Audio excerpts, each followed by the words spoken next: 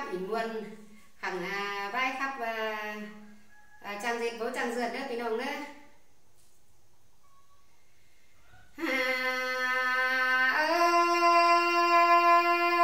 ơi quần nhinh ơi nô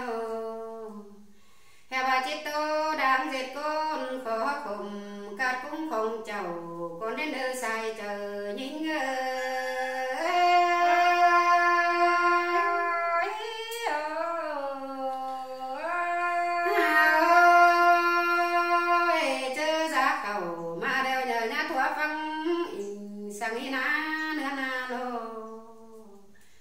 hẹn tờ mương sáu đi là nhá lón phải lửa sang nữa hòa có những ơi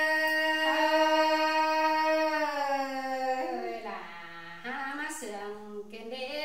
bé người nào ăn ba hơn chầu hơ đeo ơi chẳng coi khẩm chóp đúng bài đây nè hè ba lô phở cánh đồng bia ơi đón tươn xài nhá màng hè néo tài châu sang nữa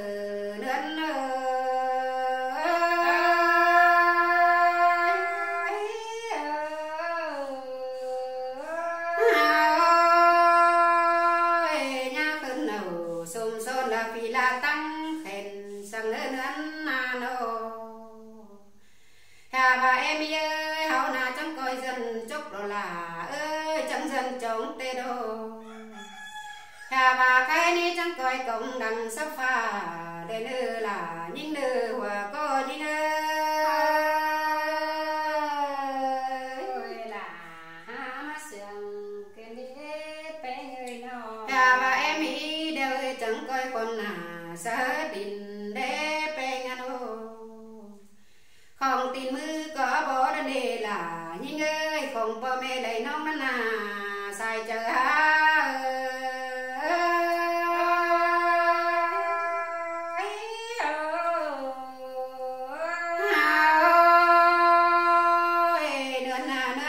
nhà con kinh nặng đồ ta nữa đã chứ con là đây nữa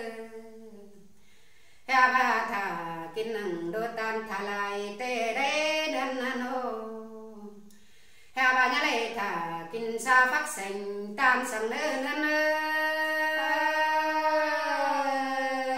là ha sườn cái đế bé người nào nhá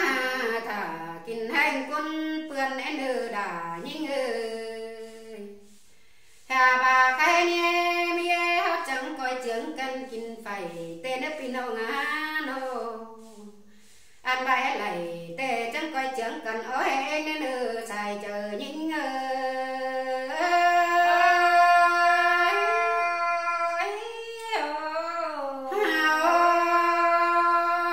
chẳng coi chẳng cần dần là hai ơi nhá tính hè cay sừng nữa nên anh bà nhá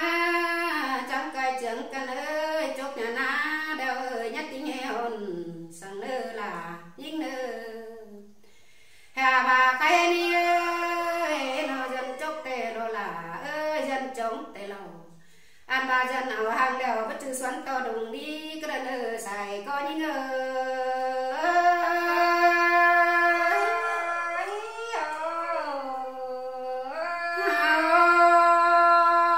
dân ở mi ơi đã bắt to xoắn to đồng ổi cứ là nơi anh bà nhóm nơi điên rồi đeo hết cho anh coi chẳng căn cú trẻ phì đi giờ xuống mơ